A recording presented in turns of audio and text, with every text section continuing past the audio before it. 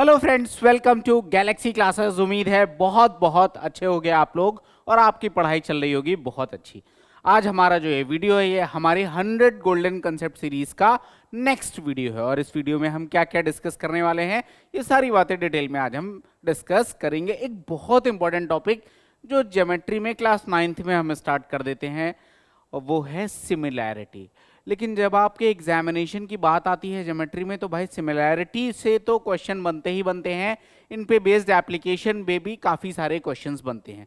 थोड़ा सा बड़ा टॉपिक है, चाहूँ तो मैं एक वीडियो में इसको फिनिश कर सकता हूँ, लेकिन उद्देश्य ये बिल्कुल भी नहीं है, बल्कि मैं डिटेल में जाकर डिस्कस करूंगा। तो आज वाले सेशन में हम पूरे इसके कंसेप्ट वाले पार्ट को बहुत डिटेल में डिस्कस करेंगे और इसके बाद जो इसका नेक्स्ट पार्ट आएगा उसमें हम इसमें सारे टाइप के क्वेश्चंस को डिस्कस करेंगे, ताकि इन दो वीडियोस के बाद जीवन में कभी भी अगर सिमिलैरिटी का कोई क्वेश्चन किसी भी एग्जामिनेशन में आपको मिल जाएगा तो आपसे गलत नहीं होगा, ये मेरा वादा है आपसे। तो स्टार्ट करते हैं अपना आज का सेशन, देखते हैं क्या है हमारा कंसेप्ट, बहुत डिटेल में समझेंगे।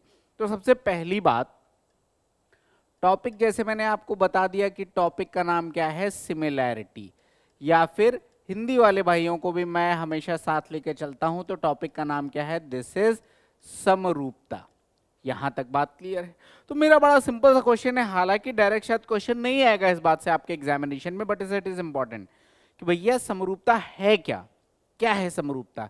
कई बारी बच्चों को एक बहुत बेसिक डिफरेंस नहीं पता होता कि सिमिलैरिटी और कॉन्ग्रुएंसी में क्या डिफरेंस है, समरूपता और सर्वांग समता में क्या अंतर है, तो वो सारी बातें भी मैं आपको बताऊंगा।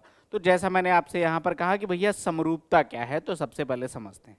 मतलब एक जैसे दिखने वाली आकृतियां। अब एक जैसी दिखने वाली आकृतियों का क्या मतलब है?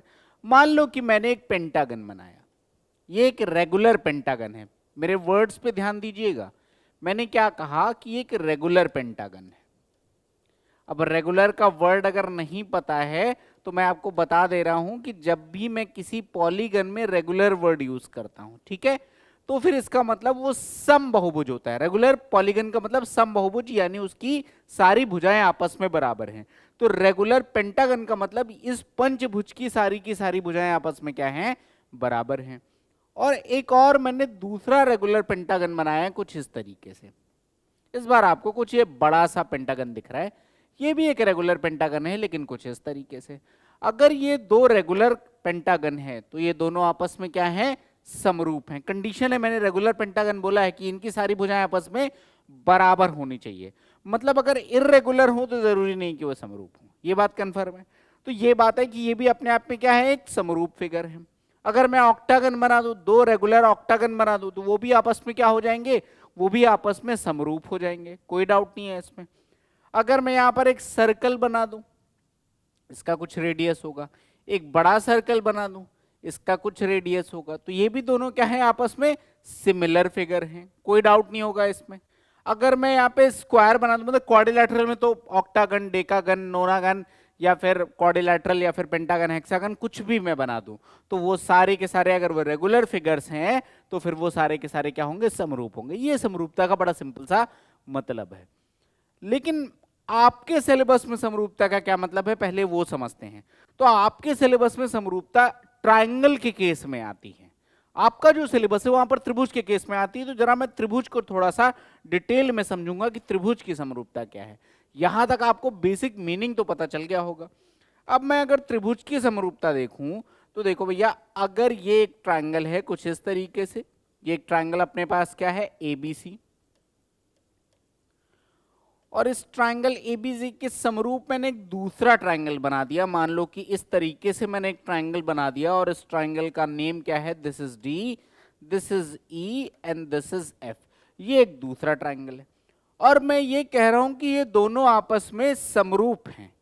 तो समरूप होने के लिए कुछ कंडीशन होंगी। कैसी कंडीशन? जैसे मैंने जब ऊपर पेंटागन बनाए तो मैंने कहा दोनों रेगुलर पेंटागन हैं, मतलब दोनों, हर पेंटागन की अपनी सारी भुजाएं आपस में बराबर हैं, ये कंडीशन है, तभी ये आपस में समरूप होंगे, अदरवाइज ये समरूप नहीं होंगे। तो यहां पर भी समरूपता, अगर मैं कह दूं इक्विलैटरल ट्रायंगल है यानी कि तीनों भुजाएं बराबर हैं, तब तो ये समरूप हो जाएंगे। लेकिन अगर ये कंडीशन नहीं है कि सारी भुजाएं बराबर हैं, तो फिर कैसे प्रूफ करेंगे कि वेदर दे आर सिमिलर और नॉट? तो उसके लिए कुछ कंडीशन है। तो सबसे पहले मैं उन कंडीशंस को डिस्कस यहाँ पे आपसे करूंगा। देखो सबसे पहले मैंने एक ट्रायंगल बनाया, मैं फिर से बना दे रहा हूं कि एक ट्रायंगल है आपके पास, this is A B and C. यहां पर एक दूसरा ट्रायंगल मैंने बना लिया कुछ इस तरीके से, और इस ट्रायंगल की नेमिंग मैंने क्या कर दी, this is D E and F. और अब मैं कह रहा हूं कि ये दोनों समरूप होंगे, लेकिन उस समरूपता के लिए कुछ कंडीशंस हैं। अब वो कंडीशंस क्या हैं उनको हम डिटेल में थोड़ा सा यहाँ पे डिस्कस कर लेंगे। तो अब देखो कंडीशन क्या है। सबसे पहली कंडीशन जो हम पढ़ते हैं दैट इज ए, मतलब अगर दोनों त्रिभुजों के तीनों कोण आपस में बराबर हो जाएं। मतलब एग्जाम्पल के तौर पे अगर मैं यहाँ पे एक छोटू सा ट्रायंगल बना दूं कि यहां पर मैंने बनाया ये मैंने कहा साहब ये 30 डिग्री है, ये 70 डिग्री है, और ये आपके पास 80 डिग्री है।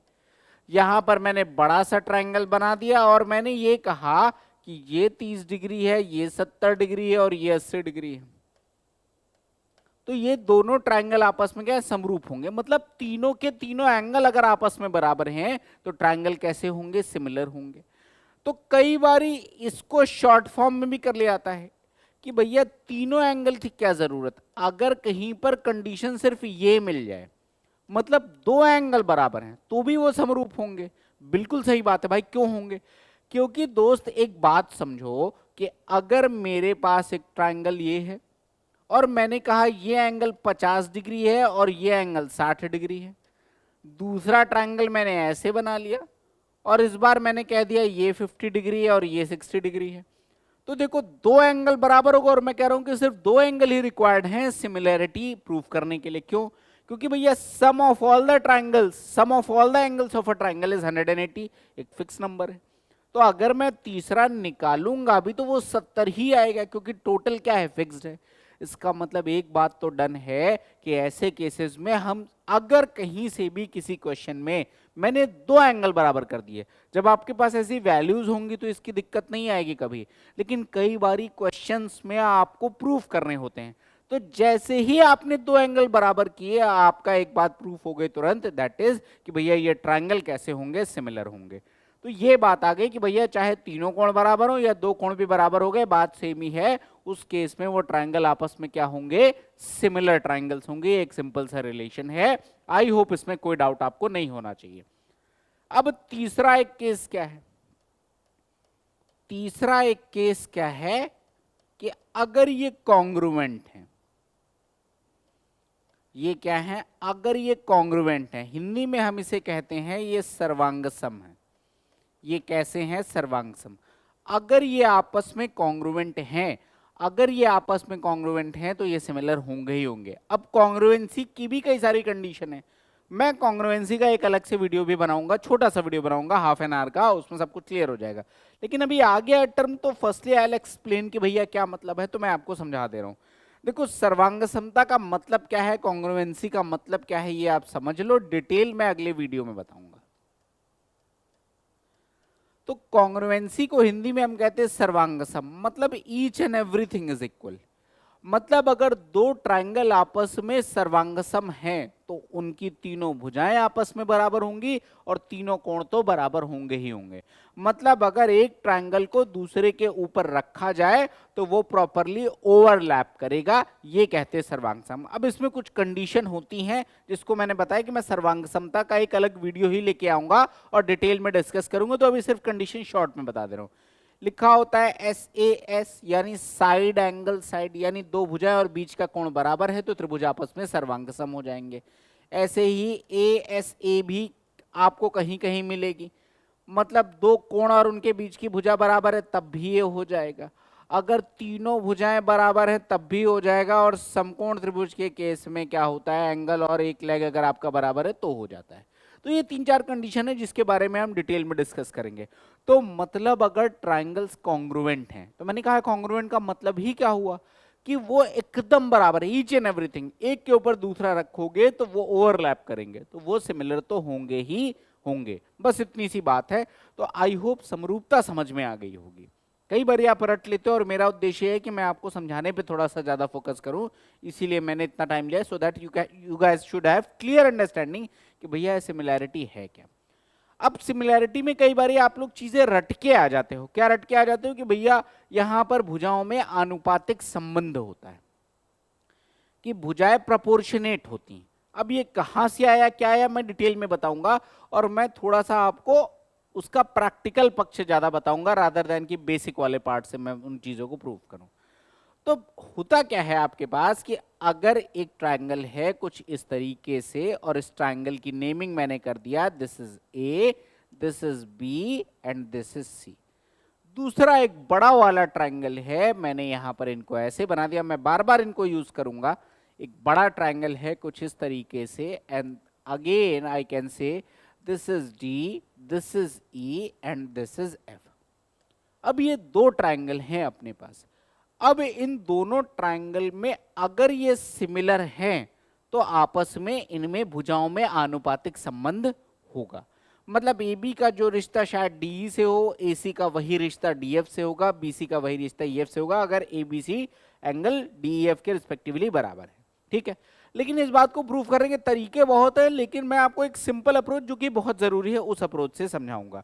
तो इस स्लाइड को अभी मैं यहीं पे रख रहा हूं और मैं एक सिंपल अप्रोच आपको बताता हूं कि देखो दोस्त, अगर ये एक ट्रायंगल है, ठीक है, और इस ट्रायंगल का नॉमेनक्लेचर मैंने किया कि ये ए बी और सी। इस ट्रायंगल में मैंने क्या किया दोस्त, यहां पर एक परपेंडिकुलर ड्रॉ कर लिया। यहां ए पॉइंट से मैंने एक परपेंडिकुलर ड्रॉ कर लिया, इस पॉइंट को ये यहां पर डी पर कट कर रहा है। ठीक है, अब मैंने क्या कहा कि जो ये ए के सामने वाली भुजा है इसको मैंने क्या कह दिया भैया, ये है स्मॉल ए। जो बी के सामने वाली भुजा है यानी इस वाली भुजा को मैंने क्या कह दिया, this is nothing but small b, और ये वाली साइड क्या है आपके पास, स्मॉल सी है। और ये जो परपेंडिकुलर है इसको मैंने एच से डिनोट कर दिया। इसको मैंने किससे डिनोट कर दिया, एच से, just because A D is perpendicular. अब देख लो मैं यहां पर क्या करता हूं, अगर मैं इस ट्रायंगल में, ध्यान से देखिएगा मैं क्या कह रहा हूं, अगर मैंने ट्रायंगल ए बी डी ले लिया जिसपे मैंने टिक किया ट्रायंगल ए बी डी, और ए बी डी में मैं कहता हूं कि साइन एंगल बी की वैल्यू बता दो। क्या मैं बता रहा हूं कि ये वाला जो एंगल है, अगर मैं कहूं कि दोस्त यहां पर आपको साइन बी की वैल्यू बतानी है, तो साइन थीटा किसके बराबर होता है, परपेंडिकुलर अपॉन में हाइपोटेन्यूज।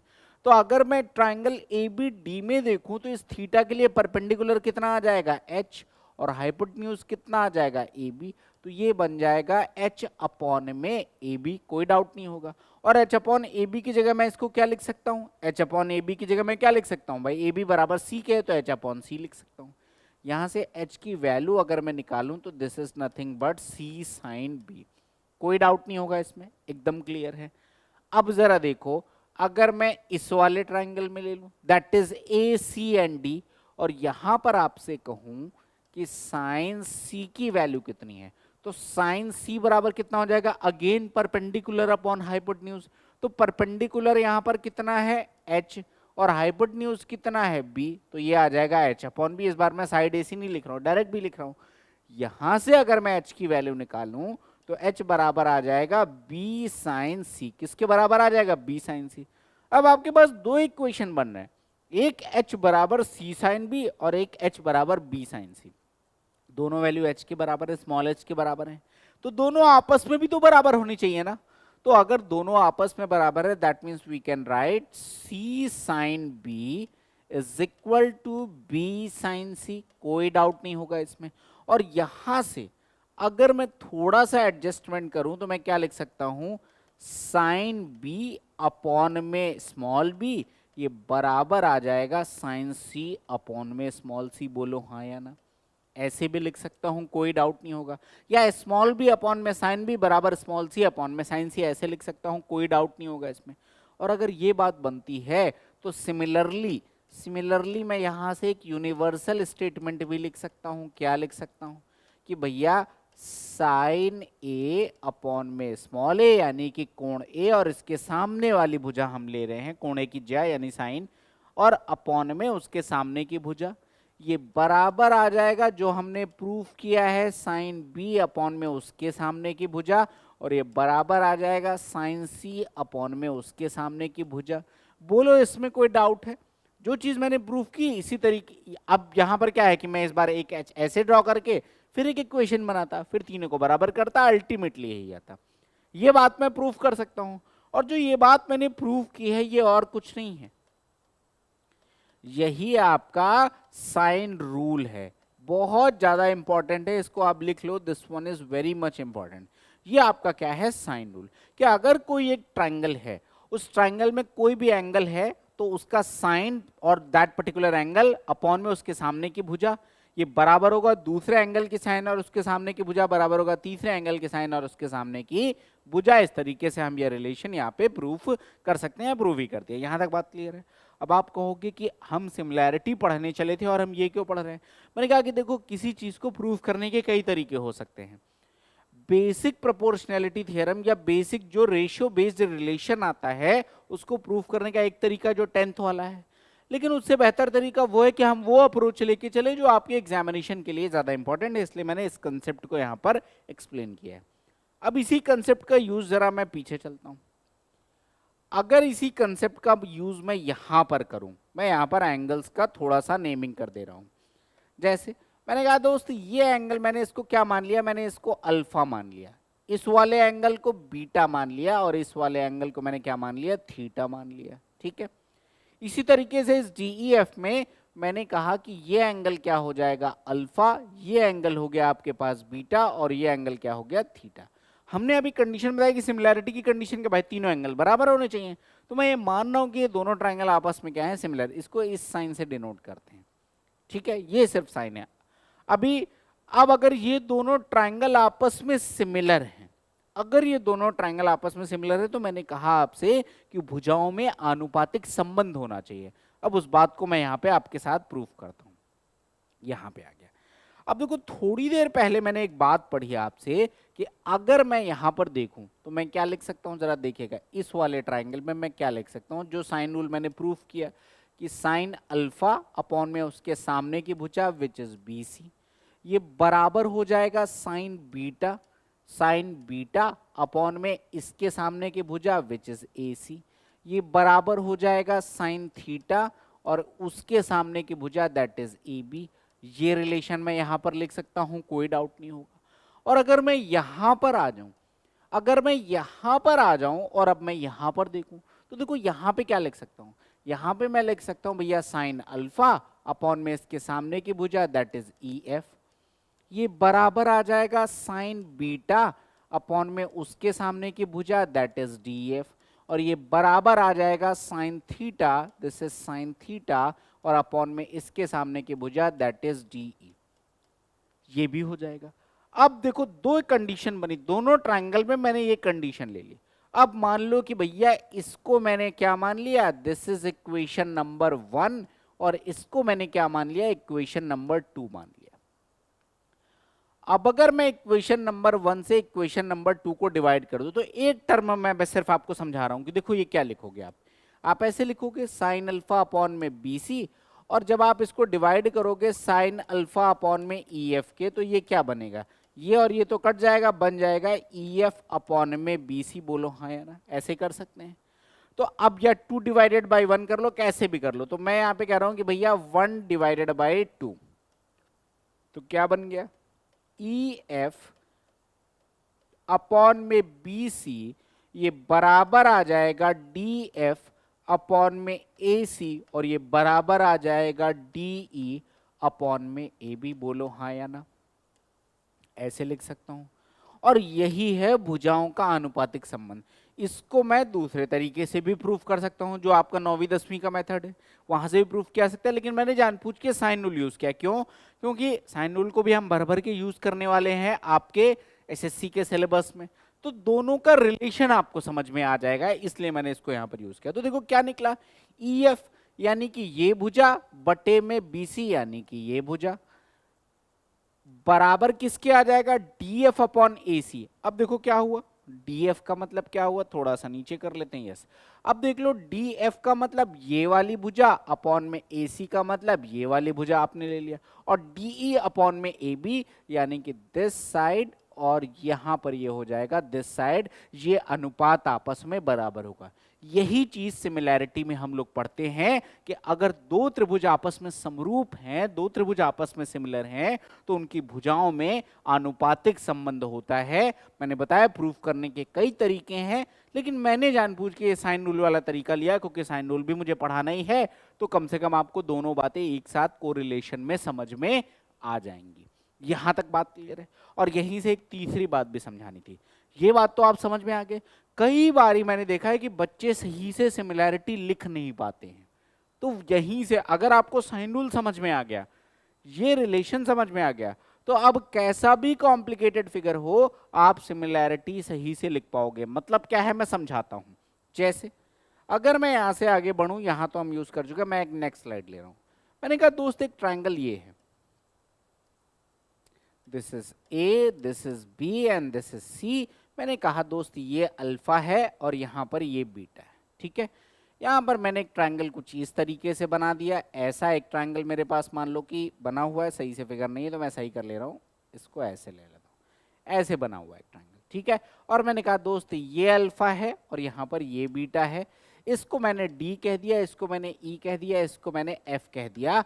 और अब आपको बताना है कि कौन सी भुजाओं का आनुपातिक संबंध होगा। अभी तक तो सामने सामने सीधे सीधे फिगर थे, इस बार फिगर थोड़े से टेढ़े मेढ़े हैं। कौन कौन सी भुजाओं का अनुपात किसके बराबर होगा, एक बहुत कॉमन डाउट है, कई बार बच्चों को नहीं समझ में आता। अब आपको समझ में आएगा कैसे, जरा देखना। मुझे सिर्फ एंगल फोकस करना है, आप एक बार में समझ जाओगे इसको। एंगल फोकस करने का क्या मतलब है डिटेल में समझाऊंगा। जैसे मैं अल्फा एंगल लिखूं, अब देखो अल्फा के सामने कौन सी भुजा दिख रही है, बीसी, तो मैंने ये लिख लिया बीसी।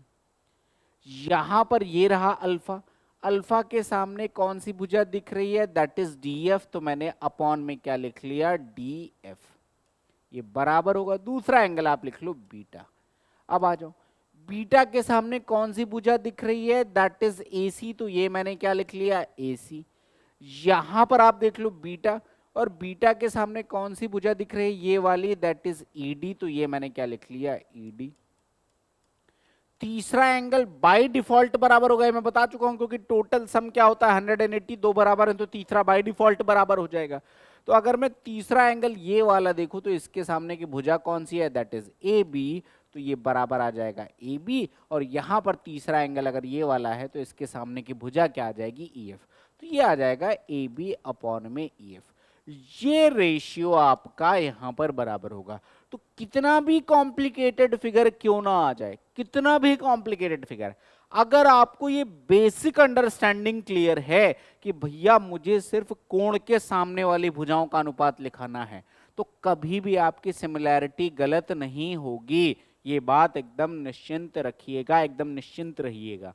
अगर सही तरीके से लिखना है, इस पे क्वेश्चन भी एसएससी में पूछे गए हैं कि what is the right order to write the similarity, तो आप क्या लिखोगे। जैसे यहां पर मैंने लिख लिया ट्राइंगल ए बी सी, ये किसके सिमिलर होगा, राइट ऑर्डर में लिखना है। तो देखो ए पर एंगल अल्फा है, वहां पर एंगल अल्फा किस पर है, ई पर, तो आप लिखोगे सबसे पहले ई। बी पर एंगल बीटा है, एंगल बीटा एफ पर है, तो ये आप लिखोगे एफ और ये लिखोगे D. This is the right order of writing the similarity. इस पे एकदम बेसिक सी बात पे भी क्वेश्चन पूछे जाते हैं। तो आपको समझ में आ गया होगा कि इसमें कुछ भी रॉकेट साइंस नहीं है। जो एंगल आपने बराबर लिया, बस उसके सामने वाली भुजाओं का अनुपात आप लिखते जाओगे, आपको सिमिलैरिटी मिल जाएगी एक बार में। किसी तरह की कोई भी दिक्कत आपको नहीं आने वाली है। आई होप ये बात आपको क्लियर होगी, किसी तरह का कोई डाउट आपको यहां पर नहीं होना चाहिए। यहां तक बात क्लियर है। तो अब देखो अभी तक हमने क्या क्या कर लिया भैया, सिमिलैरिटी हमने यहां पे साइन रूल प्रूफ कर लिया। साइन रूल की हेल्प से जो मैंने कहा कि भुजाओं में आनुपातिक संबंध होता है, वो बात भी यहां पर प्रूफ कर ली। इसके साथ साथ कुछ और बातें मैं प्रूफ करना चाहता हूं, नहीं तो मैं डायरेक्ट लिखा सकता था, लेकिन एक एग्जाम्पल के माध्यम से आपको ज्यादा बेहतर तरीके से समझाऊंगा मैं। तो जरा आगे बढ़ते हैं, थोड़ा सा एक एग्जाम्पल लेते हैं। एग्जाम्पल मैंने इस बार किसका लिया, राइट एंगल ट्रायंगल का एग्जाम्पल लिया। तो मैं एक राइट एंगल ट्रायंगल बनाता हूं कुछ इस तरीके से। ये मेरे पास एक राइट एंगल ट्रायंगल बना हुआ है। चलो एकदम बढ़िया सा फिगर बनाते हैं। ये रहा मेरे पास राइट एंगल ट्रायंगल का फिगर। यहां पर मैंने जस्ट अ मिनट,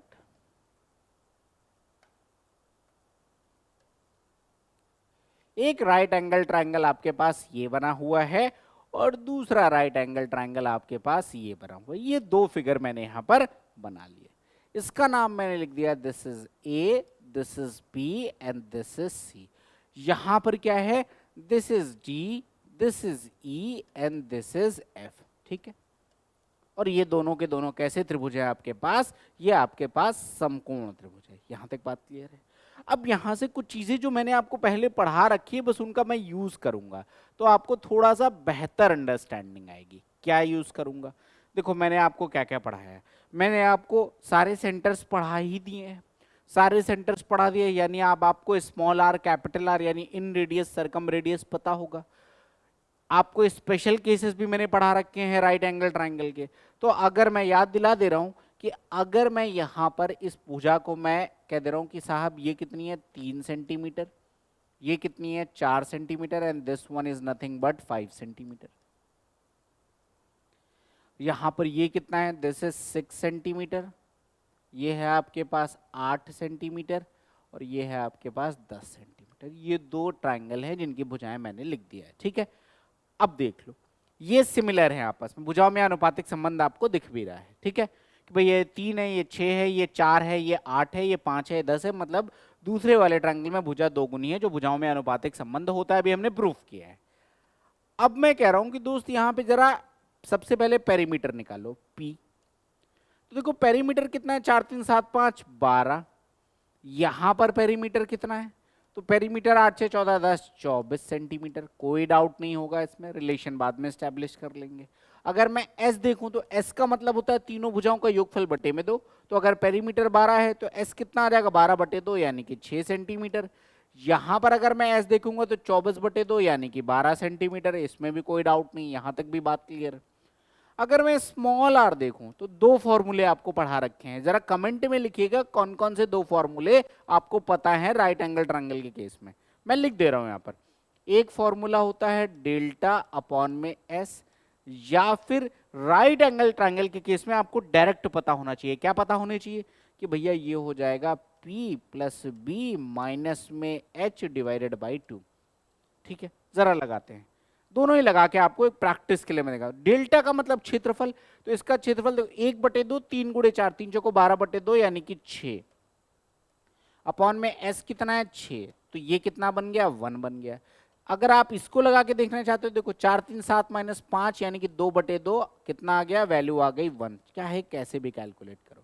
अगर मैं यहां पर R कैलकुलेट करूं तो देखो चाहे डेल्टा अपॉन S कर लो चाहे P plus B minus H, answer एक ही आना, मैंने प्रूफ कर दिया है। तो अब देखो डायरेक्ट करो, 8 6 14 माइनस 10 4 4 बटे 2 का मतलब 2। तो स्मॉल r की वैल्यू कितनी आ रही है, यहां पर 1 सेंटीमीटर आ रही थी और यहां पर आपके पास 2 सेंटीमीटर आ रही है। अब जरा लास्ट पार्ट भी यहां पर एक देख लेते हैं, दैट इज क्या, अगर मैं यहां से कैपिटल R निकालूं तो देखो कैपिटल R क्या होता है, दो फॉर्मूले यहां पर भी बता रखे हैं। क्या, एक तो ABC अपॉन 4 डेल्टा, ये बस याद कराने के लिए लिख रहा हूं, सब बता चुका हूं आपको पहले। ABC अपॉन में 4 डेल्टा, या फिर राइट एंगल ट्राइंगल के केस में तो डायरेक्ट H/2 लिख सकते हो। तो ABC अपॉन 4 डेल्टा लगा के देख लो सिर्फ, तो कितना आ जाएगा 3 गुणे 4 गुणे 5, तो 3 चौको 12 पंचे 60 अपॉन में 4 और डेल्टा अभी जस्ट निकाला था कितना आ गया 6, ये आ जाएगा, यही तो वैल्यू आ जाएगी R की वैल्यू। अगर आप इसको कैलकुलेट करोगे तो ये 10 बटे 4 का मतलब 2.5 आ जाएगा। H/2 करोगे तो 5 बटे 2 करोगे 2.5 आ जाएगा, डायरेक्ट लिख सकते हैं। और अगर यहां पर आप कैपिटल R निकालोगे तो वो 10 बटे 2 यानी कि 5 आ जाएगा। यहां तक बात कर, ये सिर्फ मैंने जानबूझ के राइट एंगल ट्रायंगल का केस लिया है, बाकी किसी भी ट्रायंगल में कर सकते हो। ऐसा नहीं कि ये सिर्फ राइट एंगल में होगा जो यहां पर मैं निकाल रहा हूं, ये सारे टाइप ऑफ ट्रायंगल में होगा। एक रिलेशन बताना चाह रहा हूं मैं कि देख लो पेरीमीटर, यहां पर भुजाओं का संबंध क्या था, मैं पहले यहां पर ये लिख दे रहा हूं। अगर मैं इन दोनों ट्रायंगल को देखूं तो AB अपॉन में इसके संगत भुजा आपके पास कौन सी है DE, ये बराबर हो जाएगा BC अपॉन में इसके संगत भुजा कौन सी है, दैट इज EF, ये बराबर हो जाएगा AC और अपॉन में इसके संगत भुजा क्या है, दैट इज DF। और ये बराबर किसके हो जाएगा, आप जरा ध्यान से देखो तो 3 बटे 6 करोगे 1 बटे 2 आएगा, 4 बटे 8 करोगे 1 बटे 2 आएगा, 5 बटे 10 करोगे 1 बटे 2 आएगा। तो यानी ये वैल्यू किसके बराबर आ जाएगी, 1/2 के बराबर आ जाएगी। यानी ऊपर वाले ट्रायंगल की भुजा अगर 1 यूनिट है यानी कि इस वाले ट्रायंगल की भुजा अगर 1 यूनिट है तो बड़े वाले की भुजा 2 यूनिट है, यही रेशियो आया। अब जरा ध्यान से देखना, अब अगर मैं यहाँ पे ध्यान से देखूं तो देख लो, अगर ये 12 है तो ये उसकी 2 गुनी है यानी कि 24 है, अगर ये 6 है तो ये उसका 2 गुना है यानी कि 12 है। स्मॉल आर की वैल्यू अगर 1 सेंटीमीटर है तो यहाँ पर 2 गुनी है उसकी 2 सेंटीमीटर। कैपिटल आर की वैल्यू अगर 2.5 सेंटीमीटर है तो यहाँ पर उसकी 2 गुनी है यानी कि 5 सेंटीमीटर है।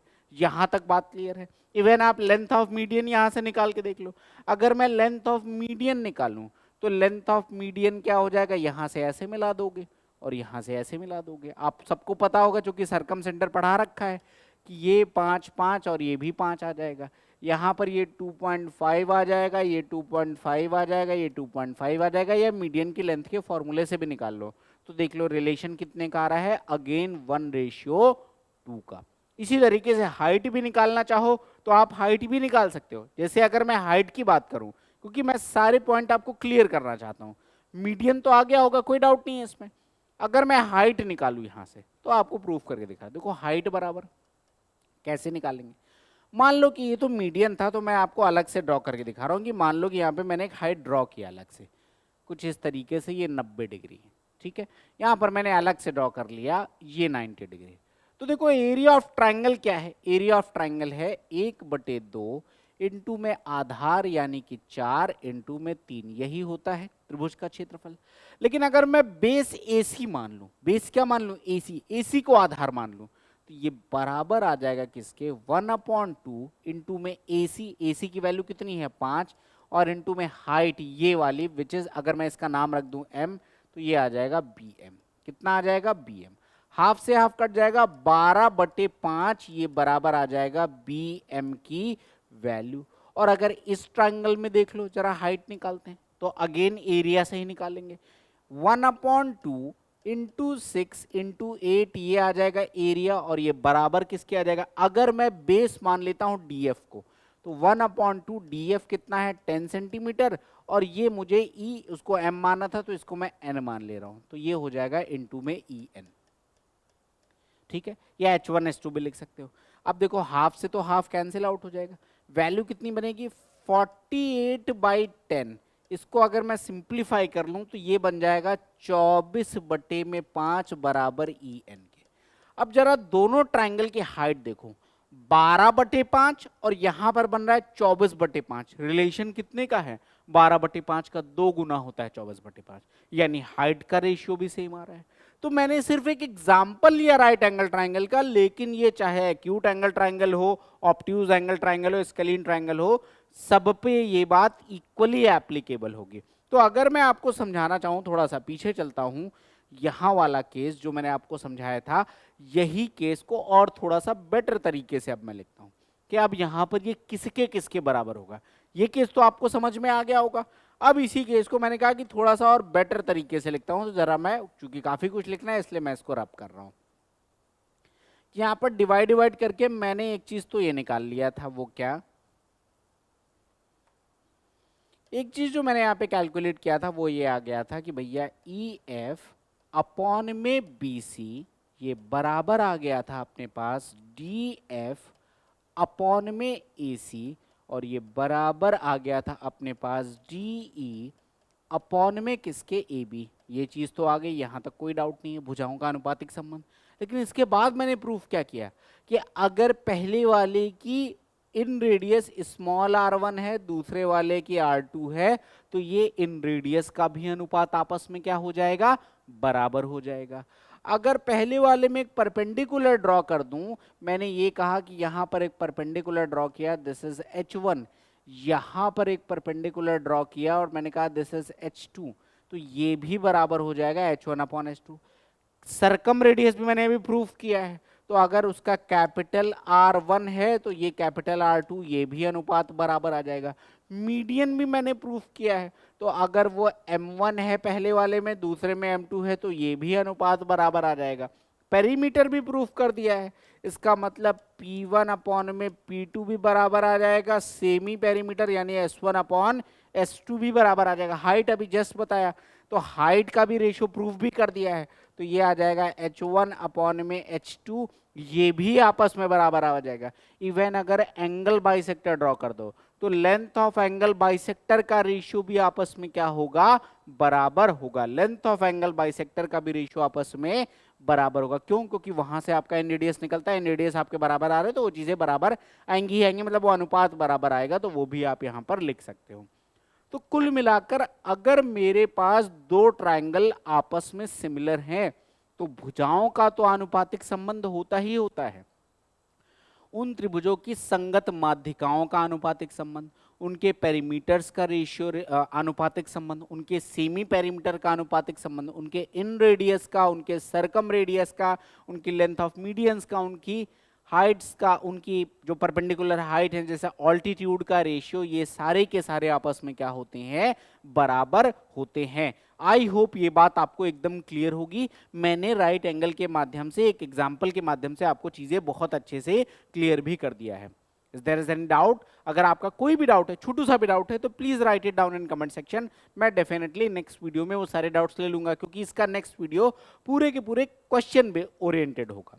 वहां पर सारे बेहतरीन क्वेश्चंस को हम यहां पर आके डिस्कस कर रहे होंगे।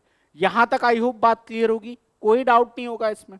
अब आ जाता हूं कि जो एरिया का रिलेशन होता है उसको भी हम जरा प्रूव कर देंगे। भैया एरिया का रिलेशन क्या होता है, यहां तक सारी बातें आपको क्लियर हैं। अब मैं आ जाता हूं जरा एरिया वाला रिलेशन। तो अब जरा फिर से आ जाता हूं, मैंने क्या किया यहां पर, अगेन इस बार दो ट्राइंगल ड्रॉ किए। ये आपके पास पहला ट्राइंगल है और ये आपके पास दूसरा ट्राइंगल है। दो ट्राइंगल मैंने यहां पर ले लिए। This is A, this is B and this is C. यहां पर ये आपके पास डी है, ये ई है और ये एफ है। ये दो ट्राइंगल है और ये दोनों आपस में क्या हैं, सिमिलर हैं। दोनों आपस में क्या हैं, समरूप हैं। ठीक है, यहां तक बात क्लियर। अब मैंने क्या किया, जरा दोनों में एक एक परपेंडिकुलर ड्रॉ किया। अलग अलग कलर से ड्रॉ कर ले रहा हूं। मान लो कि मैंने इस बार ये ब्लू कलर लिया, यहां से मैंने क्या किया कि एक परपेंडिकुलर ड्रॉ किया। यहां से मैंने एक परपेंडिकुलर कुछ इस तरीके से ड्रॉ कर लिया, यहां पर एक परपेंडिकुलर मैंने कुछ इस तरीके से ड्रॉ कर लिया। जस्ट अ मिनट, ये परपेंडिकुलर मैंने यहां से कुछ इस तरीके से ड्रॉ कर लिया। राइट, इसका नाम मैंने रख दिया this is M and this is what, N. ये दो ट्राइंगल मैंने यहाँ पे बना लिया। ठीक है, अब अगर मैं एरिया की बात कहूं कि इनका एरिया कितना होगा, तो देखो एरिया ऑफ ट्राइंगल 1 कितना आ जाएगा, 1/2 इंटू में बेस, ये 90 डिग्री पे है, मैंने हाइट ड्रॉ किया था। ठीक है, तो ये आ जाएगा इंटू में क्या, BC, और अपॉन में इंटू में क्या आ जाएगा, हाइट विच इज AM। और अगर मैं एरिया ऑफ ट्राइंगल 2 यहां पे ड्रॉ कर लूं विच इज DEF, तो ये कितना आ जाएगा, 1/2, बेस कितना है EF और हाइट कितनी है, तो यहां पर आ जाएगा DN। ये दोनों ट्राइंगल्स के एरिया आएंगे। अगर मैं इनको डिवाइड कर दूं, मतलब मैं यहां पर इनको डिवाइड कर दे रहा हूं, तो ये कितना बन जाएगा, यहां से आपका बनेगा BC इंटू में AM। ये वैल्यू बराबर अपॉन में किसके बराबर आ जाएगी, AF EF इंटू में DN। ये ऐसे लिख सकते हो, इसके बराबर आ जाएगी। कोई डाउट नहीं होगा इसमें कि भैया जब मैंने ये और ये तो आपके दोनों कैंसिल आउट हो जाएंगे, ये पार्ट और ये पार्ट दोनों क्या हो जाएंगे, ये और ये कैंसिल आउट हो गए, ये वैल्यू आपके पास बची। और अभी थोड़ी देर पहले आपको बताया, जरा ध्यान दीजिएगा, सारी चीजें आपस में इंटर रिलेटेड हैं, इसलिए मैं बैक जाके पहले आपको दिखाऊंगा।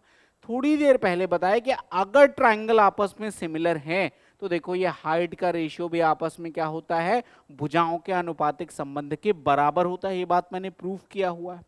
अगर ये बात प्रूफ किया हुआ है और मुझे यहां पर बात पता ही चल रही है कि दोनों ट्राइंगल आपस में क्या है, सिमिलर हैं, दोनों ट्राइंगल अगर आपस में सिमिलर है तो मैं क्या लिख सकता हूं, मैं यहां से लिख सकता था, मैं पूरा कंडीशन ही लिख दे रहा हूं कि क्या लिख सकता हूं मैं, कि AB अपॉन में DE ये बराबर होगा BC अपॉन में EF, ये बराबर होगा AC अपॉन में DF, और ये बराबर होगा यहाँ पर AM जो कि हाइट है, अपॉन में यहाँ पर आ जाएगा दिस इज DN। ये सारे के सारे आपस में बराबर होंगे। तो मुझे क्या बात पता चली कि BC अपॉन EF यानी कि ये वैल्यू और ये वैल्यू तो आपस में बराबर है। BC अपॉन EF और AM अपॉन DN ये दोनों आपस में बराबर हैं, तो मैं इसको किसके बराबर लिख सकता हूँ? मैं इसको लिख सकता हूँ BC स्क्वायर, क्योंकि AM अपॉन DN की जगह AM अपॉन DN की जगह मैं BC अपॉन EF लिख सकता हूँ, ये आपस में बराबर हैं। तो मैं क्या लिख सकता हूँ? BC स्क्वायर अपॉन में ये क्या आ जाएगा? EF स्क्वायर, ये आ जाएगा। बोलो कोई डाउट है? अगर कोई डाउट नहीं है तो मैं यात्रा कहां से लेके चला था? मैं यात्रा लेके चला था क्षेत्रफलों का अनुपात, और आया क्या है? ये भुजाओं के वर्गों के अनुपात के बराबर। यहां तक बात क्लियर? कुल मिलाकर अगर ये दोनों ट्रायंगल आपस में बराबर हैं, तो अगर मैं ये कहूं कि area of triangle ABC, area of triangle ABC upon में एरिया ऑफ ट्रायंगल DEF, ये किसके बराबर होगा? तो संगत भुजाओं के वर्गों के अनुपात के बराबर होगा। यानी मैं क्या लिख सकता हूं? This is AB square upon में संगत भुजा विच इज DE स्क्वायर, ये बराबर आ जाएगा आपके पास BC स्क्वायर जो हमने प्रूफ किया है अपॉन में EF स्क्वायर, ये बराबर आ जाएगा AC स्क्वायर और अपॉन में किसके आ जाएगा? DF स्क्वायर के। ये भी बड़ी काम की बात है।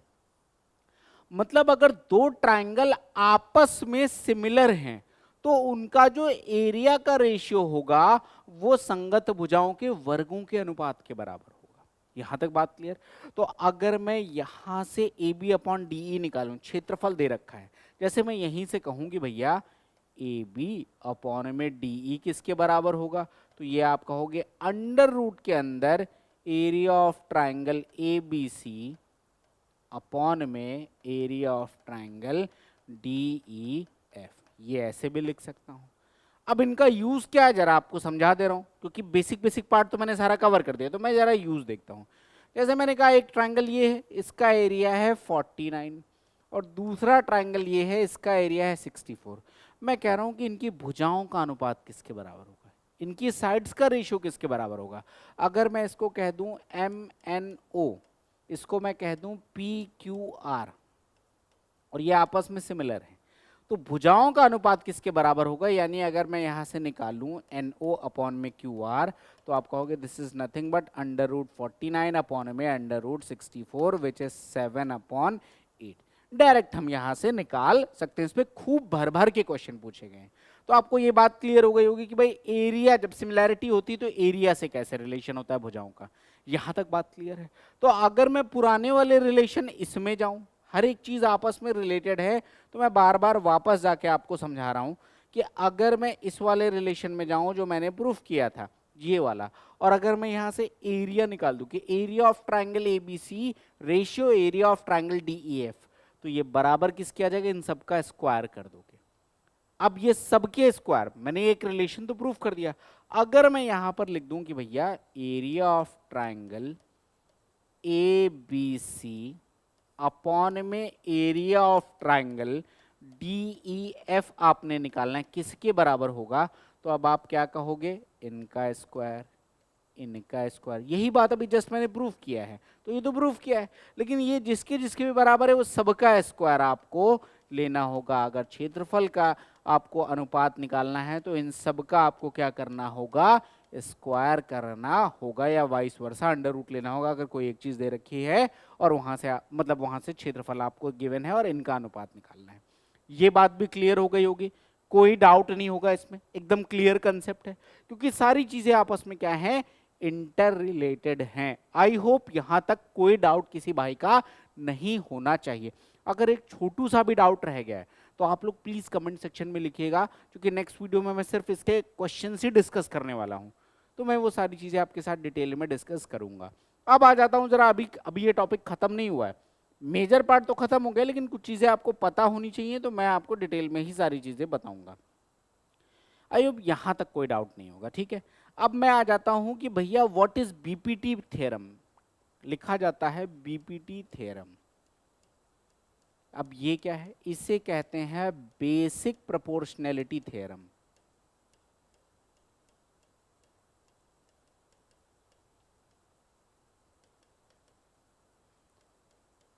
बेसिक प्रोपोर्शनैलिटी थ्योरम, ये हो गई आपकी बीपीटी थ्योरम। यहां तक बात क्लियर है? इसे ही कहते हैं थेल्स प्रमेय। अब ये क्या है जरा इसको भी समझते हैं। देखो दोस्त, अगर ये एक ट्रायंगल है, ये ट्रायंगल है, इस ट्रायंगल का नाम है ए बी एंड सी। इस ट्रायंगल में BC के पैरेलल एक लाइन खींच दी, let's say this is D and this is E। BC के पैरेलल मैंने एक लाइन खींच दी DE। कंडीशन क्या है? BC के पैरेलल मैंने DE खींची। तो सबसे पहला कि क्या त्रिभुज ADE, ट्रायंगल ADE और ट्रायंगल ABC, आप लोग जरा कमेंट में बताइएगा क्या ये सिमिलर होंगे या नहीं होंगे, ये समरूप होंगे या नहीं होंगे। तो जवाब है बिल्कुल होंगे। भाई क्यों होंगे? देखो, अगर ये पैरेलल लाइन है, अगर ये पैरेलल लाइन है तो करस्पॉन्डिंग एंगल आपस में बराबर होंगे, यानी कि ये वाला एंगल, मान लो कि ये थीटा है तो ये भी एंगल थीटा हो जाएगा। आपने पढ़ा होगा लाइंस एंड एंगल्स में, अगर दो पैरेलल लाइनें कोई ट्रांसवर्सल कट कर रही है तो ये क्या होते हैं? संगत कोण या करस्पॉन्डिंग एंगल, ये आपस में क्या होते हैं? बराबर होते हैं। अगर मैं इस एंगल को अल्फा कह दूं, इस एंगल को अल्फा कह दूं, तो ये भी आपस में क्या हो जाएंगे? बराबर हो जाएंगे, कोई डाउट नहीं होगा। और तीसरा एंगल ये तो आपस में बराबर है। ये तो कुल मिला के ये दोनों ट्रायंगल आपस में क्या हो जाएंगे? सिमिलर हो जाएंगे, कोई डाउट नहीं होगा इसमें, एकदम क्लियर है। अगर ये सिमिलर है तो मैं एक बात लिख सकता हूं। मैं क्या कर रहा हूं? बड़े वाले त्रिभुज की भुजा अपॉन में छोटे वाले त्रिभुज की भुजा। तो बड़े वाले त्रिभुज की भुजा कौन सी हो जाएगी? AB। तो मैं यहां से क्या लिख सकता हूं? AB। और इसके संगत छोटे वाले त्रिभुज की भुजा विच इज AD, ये बराबर होगा बड़े वाले त्रिभुज की भुजा विच इज AC अपॉन में छोटे वाले त्रिभुज की इसके संगत भुजा दैट इज AE, ये बराबर होगा बड़े वाले त्रिभुज की भुजा BC अपॉन में क्या आ जाएगा? DE। मैं ये बात लिख सकता हूं। भाई अभी जितनी हमने सिमिलैरिटी प्रूफ किया है उसी के बेस पे ये बात मैंने यहां पर लिख दी, इसमें कोई डाउट नहीं होगा, सिंपल सी बात है। अब मैं एक काम करता हूं, इन दोनों पार्ट को लेता हूं, सिर्फ इन दोनों पार्ट को यहां पर मैं लेता हूं और यहां से जरा मैं कुछ यात्रा तय करता हूं। मैंने क्या किया, इस दोनों पार्ट को लिया और दोनों तरफ एक घटा दिया। मतलब क्या किया, मैं लिख दे रहा हूं कि मैंने लिखा AB अपॉन में AD माइनस में 1, ये बराबर होगा AC अपॉन में AE माइनस में 1। ठीक है, अब जरा इसको सॉल्व करते हैं। तो ये क्या बनेगा? ये बनेगा AB माइनस में AD अपॉन में AD, ये बराबर हो जाएगा AC माइनस में AE अपॉन में, ये आपके पास कितना आ जाएगा? This is AE। अब जरा फिगर देखो, आपसे कह रहे हैं AB माइनस AD, AB है पूरा और उसमें से AD घटा दोगे तो बचेगा कितना? BD। तो ये वैल्यू बन जाएगी BD अपॉन में कितना आ जाएगा? AD, ये बराबर किसके आ जाएगा? AC minus AE। AC पूरा है, उसमें से AE घटा दोगे तो कितना बचेगा? EC, ये वैल्यू आ जाएगी EC और अपॉन में क्या आ जाएगा? दैट इज आपके पास क्या था? AE। तो अब देखो क्या निकला, जरा ध्यान से देखना। BD अपॉन में AD ये बराबर है EC अपॉन में AE, जिसको आइडियली कैसे लिखते हैं वो भी लिख दे रहा हूं। और मैं इसको ऐसे लिखूंगा AD अपॉन में DB ये बराबर है AE अपॉन में EC, ऐसे लिख सकता हूं। यही आपकी बेसिक प्रोपोर्शनैलिटी थ्योरम है। बीपीटी या थर्ड थ्योरम जो कहते हैं वो आपके और कुछ नहीं है, बस इतनी सी बात है। कई बार इस पे खूब क्वेश्चन आते हैं। तो आई होप ये भी बात समझ में आ गई। कुछ हमने नया नहीं किया, हमने जो अभी तक पढ़ा उसी के बेस पे इस बात को भी प्रूव कर दिया। This is nothing but your BPT theorem और थेल्स थ्योरम। यहां तक बात क्लियर है? अब देखो, अगर कहीं पर अगर कोई एक केस ऐसा बन जाए, एक केस ऐसा बन जाए कि ये AD अपॉन DB ये बराबर 1:1 आ जाए, अगर ये वैल्यू 1 और 1 आ जाए, ये वैल्यू भी 1 और 1 आ जाए, मतलब क्या हो जाएगा इस बात का? मतलब दोनों अगर अनुपात 1:1 रेशियो 1 है तो इसका मतलब क्या हुआ? इसका मतलब ये हुआ कि यहां पर D क्या है? मिड पॉइंट होगा। D and E are mid point. ये बात कैसे कहें? एक केस मैंने लिया कि अगर ये रेशियो किसके बराबर आ जाए? 1 के बराबर आ जाए, इसका मतलब AD बराबर DB आ जाएगा, AE बराबर EC आ जाएगा। और अगर ऐसा है इसका मतलब D और E क्या हो जाएंगे? मध्य बिंदु हो जाएंगे। इसमें कोई डाउट नहीं है, D और E क्या हो जाएंगे? मध्य बिंदु हो जाएंगे। अब देखो एक बात बताओ, सिंपल सी बात है। अब अगर ये बात ऐसी है, अब मैं आपसे एक सिंपल सी क्वेश्चन पूछूं, मैंने एक कंडीशन लिया कि अगर ये वैल्यू किसके बराबर है 1 का, इसका मतलब डी और ई मिड पॉइंट होंगे। अब मैंने जो अभी एरिया वाला रिलेशन प्रूव किया था, अगर मैं कहूं एरिया ऑफ ट्राइंगल, और ऊपर वाले ट्राइंगल का नाम क्या है A D E, ratio area of triangle, और नीचे वाले ट्राइंगल बड़े वाले ट्राइंगल का नाम क्या है ए बी सी, ये कितना होगा। तो अब इस केस के सापेक्ष मैं निकाल रहा हूं इस कंडीशन के अकॉर्डिंग। तो देख लो भैया, अब बड़े वाले ट्राइंगल और छोटा वाला ट्राइंगल, दो ट्राइंगल बन रहे हैं। ए डी ई की भुजा कितनी है 1, और मैं एरिया की बात कर रहा हूं तो कितना हो जाएगा 1 का स्क्वायर अपॉन में एबीसी पूरा बड़ा ट्राइंगल है तो भुजा कितनी हो जाएगी 2 यूनिट, तो ये वैल्यू कितनी बन जाएगी 2 का स्क्वायर। तो ये बराबर किसके आ जाएगा 1/4 के। इसका मतलब ये हुआ कि अगर मैं किसी ट्राइंगल में, ध्यान से सुनना मैं क्या कर रहा हूं, अगर मैं किसी ट्राइंगल में किन्हीं दो भुजाओं के मध्य बिंदुओं को मिला दूं तो क्या होगा, जो ट्राइंगल फॉर्म होगा वो पूरे बड़े वाले ट्राइंगल के एरिया का 1/4 होगा। फिर से रिपीट कर रहा हूं, मैंने क्या कहा, मैंने ये कहा कि ये एक ट्राइंगल है, इसका मिड पॉइंट और इसका मिड पॉइंट उठा के मिला दिया, ठीक है। अगर मैंने मिला दिया तो पैरेलल तो हो गई, हमने प्रूफ ही कर लिया पिछली कंडीशन से। तो जो इसका एरिया होगा, अगर ये 1 है तो टोटल का एरिया मेरे पास कितना आ रहा है 4 आ रहा है, रेशियो कितना होगा 1:4। तो अगर मैं ये मिड पॉइंट है, ये मिड पॉइंट है, ऐसे निकाल दूं तो जो इसका एरिया होगा दिस विल ऑल्सो बी 1, जबकि टोटल का कितना है 4 ही है। अगर मैं इसका मिड पॉइंट ऐसे मिला दूं तो जो ये पार्ट होगा ये भी एरिया कितना आ जाएगा 1, और टोटल कितना है 4 है, और ये जो बचा है ये भी कितना आ जाएगा 1 आ जाएगा, टोटल कितना है 4। यानी कि ये अगर किसी ट्रायंगल में तीनों भुजाओं के मध्य बिंदुओं को मिला दिया जाए तो जो चार ट्रायंगल बनेंगे, चारों बड़े वाले ट्रायंगल के 1/4 होते हैं। बस इतना सा लॉजिक है। बाकी क्वेश्चन के माध्यम से आपको और बेहतर तरीके से ये सारी चीजें समझ में आई होंगी। तो आई होप आज का वीडियो आपको पसंद आया होगा, मजा आया होगा, क्योंकि मेरी कोशिश सिर्फ इतनी थी कि मैं आपको पूरे इस टॉपिक को, सिमिलैरिटी को बहुत डिटेल में समझाऊं, लेकिन उस एस्पेक्ट से समझाऊं जो आपके एग्जामिनेशन पॉइंट ऑफ व्यू से काफी ज्यादा इंपॉर्टेंट है। इस पे एक वीडियो भी हम और बनाएंगे जिसमें कोशिश हम 10 से 15 क्वेश्चन, 16 क्वेश्चन डिस्कस करेंगे, लेकिन बेहतरीन क्वेश्चन जो सारे एस्पेक्ट्स को डिटेल में कवर करें। अगर लगेगा कि ज़्यादा क्वेश्चन की रिक्वायरमेंट है तो हम ज़्यादा क्वेश्चंस भी डिस्कस करेंगे, ताकि आपका ये पूरा टॉपिक बहुत डिटेल में कवर हो, और इन 2 वीडियोस को देखने के बाद जीवन में कभी भी अगर सिमिलैरिटी का कोई क्वेश्चन आ गया तो आपसे गलत नहीं होना चाहिए।